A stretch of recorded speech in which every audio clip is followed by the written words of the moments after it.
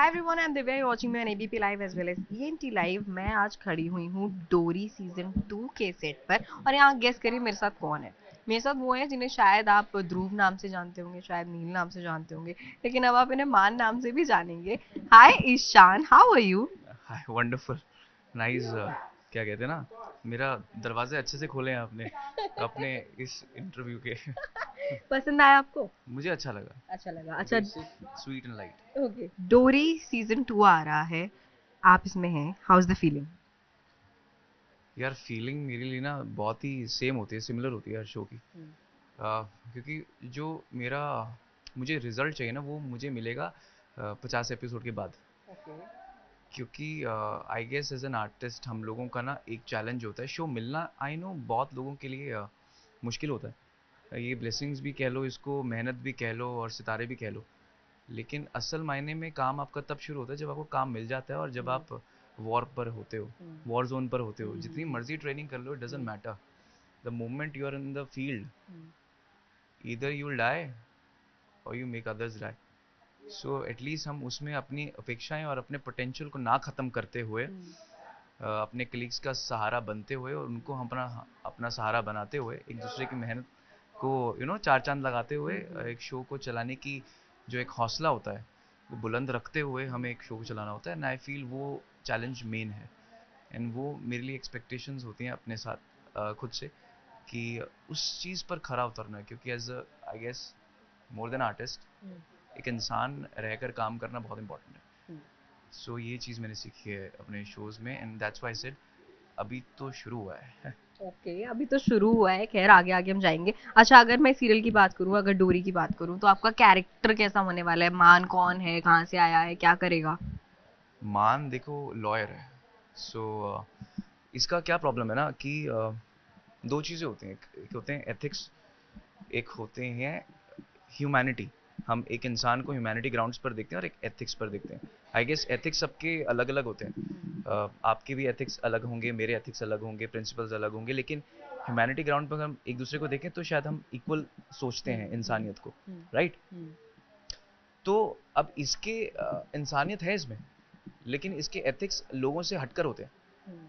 अब इसको अगर लगता है कि रिश्वत देकर पुलिस वाले को या फिर रिश्वत देकर किसी कर्मचारी को देकर काम अगर बन सकता है तो ये रिश्वत देने में चूकेगा नहीं। देख के सामने वाले को काम करवाकर उसको खुश करके कर देगा, सटक लेगा साइड से। ओके। और उसका इंसानियत जो है वो ऐसा है कि अगर सपोज करो वो एक आदमी का केस लड़ रहा है, उसकी गाड़ी से सब्जी वाले को टक्कर हो गई।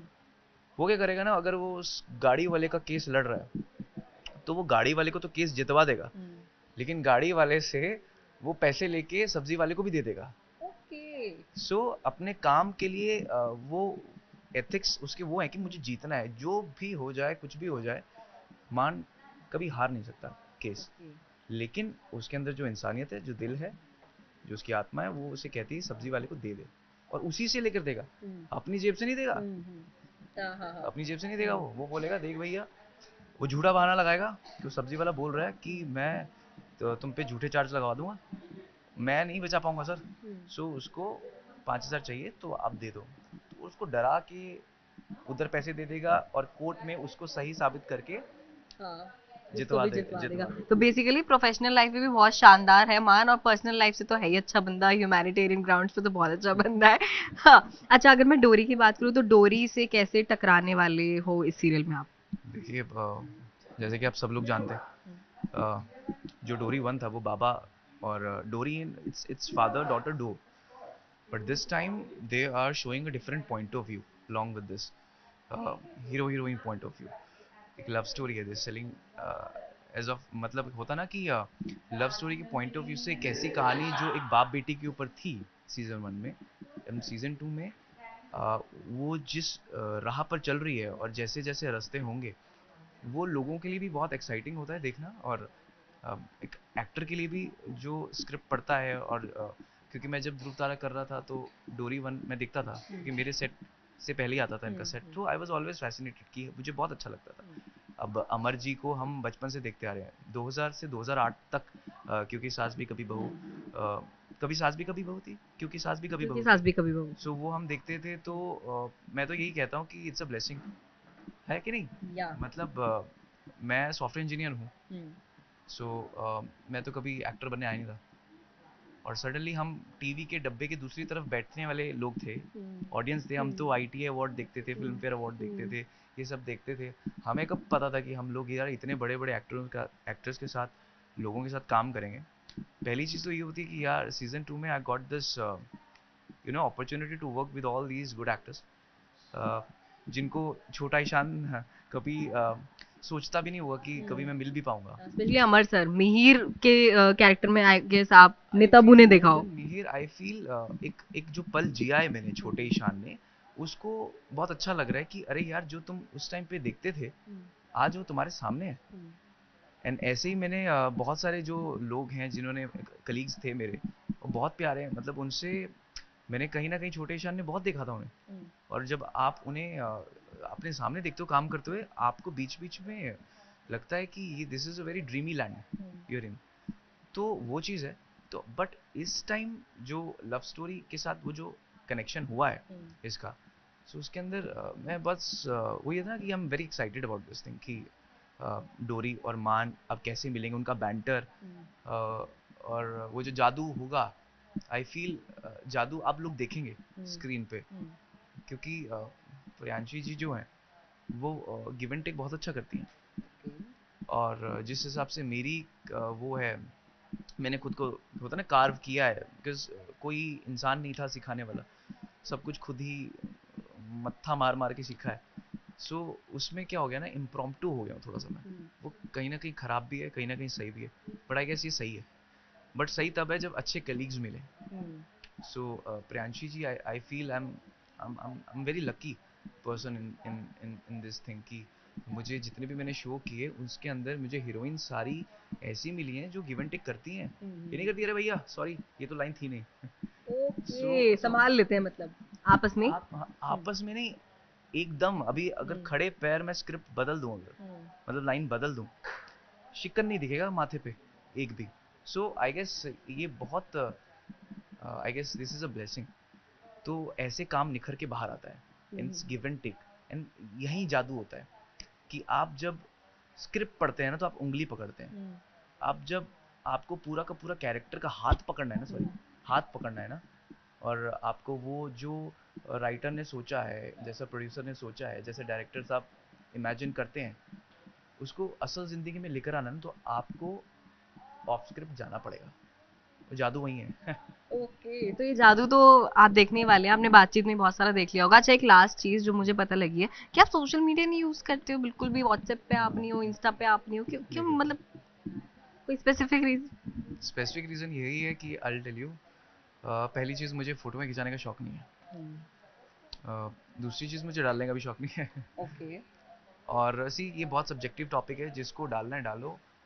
बहुत अच्छी चीज़ है सोशल मीडिया, गलत नहीं है। अगर आपकी ज़िंदगी वो सुधारती है, आसान करती है, गो अहेड विद इट। मैं सिर्फ अपना पॉइंट ऑफ व्यू बता रहा हूँ, ये मत सोचना मैं थोप रहा हूँ।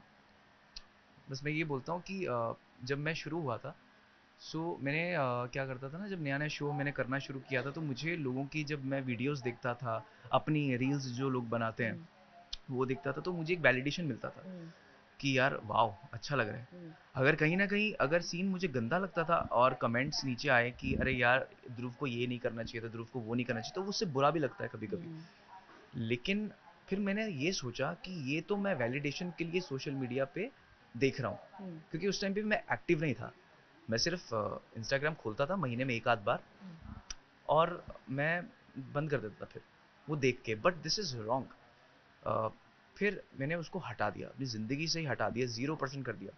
एंड मैं यूट्यूब पे जब देखता हूँ अभी, तो मैं कमेंट्स पढ़ता हूँ, इतना अच्छा लगता है, इतना अच्छा लगता है कि मैं सच्ची बोलूँ कि मैंने खुद को कभी उस नज़र से नहीं देखा जिस नज़र से मुझे मेरे काम को सराहने वाले देखते हैं। सो वो अपने में ही, मैं बोलूँ कि वो जो मोटिवेशन हम देखते हैं ना, लोग जो देते हैं, वो डिसिप्लिन बन जाता है हम लोगों का। 12-12 घंटे, 14-14 घंटे जब हम शूट करते हैं, तो वो याद आता है कि नहीं यार, we are responsible for their, क्या कहते हैं ना, देयर हैप्पीनेस ऑल्सो, कि हैप्पीनेस इन व्हाट सेंस कि उनको कैरेक्टर को अच्छा होते हुए देखना है या अच्छा करते हुए देखना है, we can not let them down. तो वो जो चीज़ है ना, इसकी वजह से मैंने बहुत सारी चीज़ें अपनी ज़िंदगी से त्याग दी हैं। उसमें इंस्टाग्राम सबसे पहला है, फेसबुक, व्हाट्सएप, मैं फ़ोन भी ख़त्म कर दिया। I don't use phone on set. वो मानता नहीं है इसमें, कोई मानता नहीं है। ये मानता नहीं दिखा रहा हूँ मैं कि भाई वाओ वाओ क्या बंदा है यार, कुछ भी नहीं यूज़ करता, नहीं, मेरा काम का नहीं है, मेरे काम का सिर्फ काम है, मेरी ज़िंदगी काम है। और मैं तो यही बोलता हूँ, इसी से एंड करूँगा इस चीज़ को, कि मैं जब काम करता हूँ तो जी रहा हूँ, जब काम नहीं करता हूँ मरा हुआ होता हूँ। ओके, ये तो बहुत बड़ी स्टेटमेंट थी। खैर ये सोशल मीडिया पे नहीं है, लेकिन आपको जो भी कहना है आप इस इंटरव्यू के कमेंट में कह सकते हो, क्योंकि एज यू जस्ट हर्ड कि ये कमेंट्स पढ़ते हैं यूट्यूब पे मैं बस जाके। यही बोलता हूँ, थैंक यू सो मच। जो लोग हमारे काम को इतना प्यार देते हैं, मैं बता रहा हूँ आप लोगों की वजह से हम टिके हुए हैं, ठीक है? सो आप वो करते रहिए, भले ही मैं इंस्टाग्राम पे नहीं हूँ, लेकिन मैं इधर उधर से देख लेता हूँ। मेरे जो दोस्त हैं वो मुझे भेज देते हैं कि वाह देखो ये देखो यार, ईशान के पेजों ने कितना कराई, कुछ भी करा। इट्स नॉट माई स्टोरी, मैं सारे लोगों के बारे में बोल रहा हूँ, सारे आर्टिस्ट लोगों के बारे में, कि सबका यही एक डेप्थ पे फीलिंग होता है कि I guess you are the one who you know who can turn an actor into an artist, just make them realize कि what they are doing and वो कितनी बड़ी पोजीशन पर है। Okay, so thank you so much Ishaan for talking to us. और डोरी 2 में आपको देखने के लिए हम भी बहुत एक्साइटेड हैं, कैसे आप क्या करने वाले हो, डोरी को कितना संभाल के रखोगे, कितना अपने खुद को संभाल के रखोगे। वो मेरे को भी मजा आ रहा है बहुत सीन करके, आप देखना मजा ठीक आएगा है, आपको। Okay, thank you and congratulation for this. Thank you so much.